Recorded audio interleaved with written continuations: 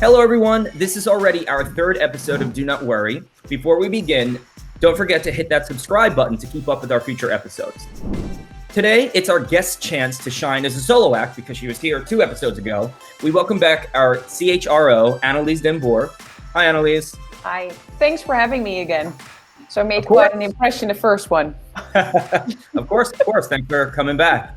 So are you ready to improve your score in the 30 seconds game?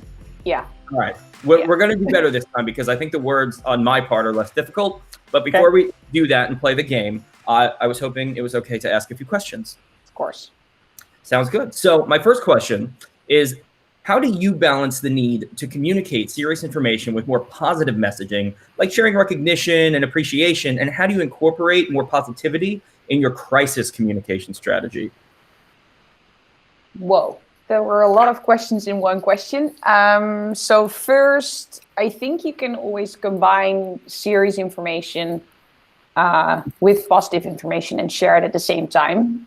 If it comes to a specific part of recognition, this is very embedded in our company, but I think specifically in times of crisis, so not specifically in times of crisis management and communication, but in times of crisis, people need extra recognition because of a crisis, they feel insecure, not sure what's coming, not sure the direction of the company, etc., etc. So they have a lot of questions and a lot of insecurities. So I think it's important to make sure to take that away as far as if it's possible. And there comes the sharing serious information. So really being transparent, as I also said in the first episode. Mm-hmm. And combine it with a positive note. At least that's what I always try to do, because it can be positive at the same time. Is there a specific frequency of what you would like to have more than the other, or do you split it half and half? What is the best way, or how do we do that? Well, let me say, you don't know for sure if you're doing the right thing. So I think it's always important to kind of check with your audience if you're doing what they want you to do, because the reason you're sharing information is because of them. So listen more and talk less, and dare to ask the question, also the difficult questions, and maybe people will give you feedback that's, very harsh for you because you tried your best and they tell you, it was not what we expected. But then still ask the audience if they get what they need, because it's for them. That's actually a perfect segue into my next question, which is, what is the best strategy to seek that input from the employees? Well, for us, it's quite easy because we have SpeakApp, which we're using.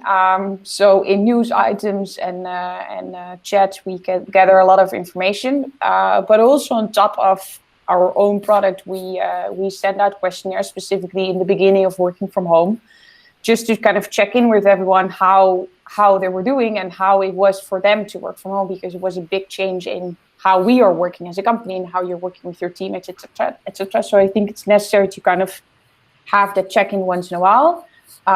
We also organized a session with the whole company where we split the company in groups to have a discussion about specific topics, specific questions we had. And also just schedule one-on-one. And if you're not in the same office, then just schedule a call and hop on and just ask how everyone is doing. And again, don't be afraid to ask the real questions. And maybe, the answer is a bit harsh for you as an individual, but it is the relevant information you need in order to improve the way you communicate.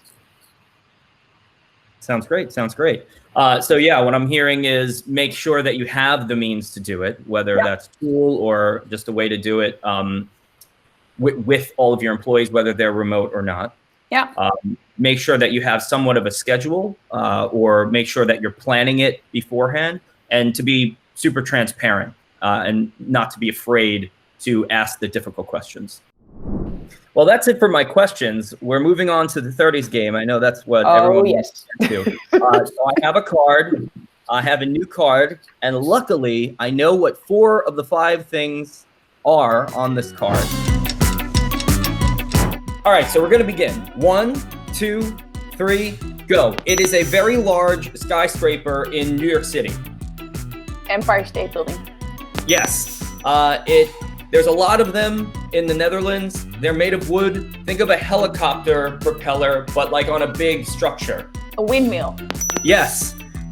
We need to have it here at Speak App. It is something that we need and our customers ask for. It's blank 27001. It's a security thing. It's a technology security. ISO. Yes. ISO? Yep. Yes, you got it. What show is this from? Oh, the Rangers. Yes, right, close enough. There you go. There it is. Hey, that was easier than I thought it was going to be. So thank you so much for joining us, Annelies, for your now second visit for Do Not Worry. Yeah. And for our viewers, don't forget to subscribe so that you don't miss our next episodes on related content. Also, feel free to share your questions, your remarks, your comments, whatever you want to ask us down in the comments. We'd be happy to answer. And we'll dedicate our next episode to those questions. So thank you, everybody, and enjoy the rest of your day.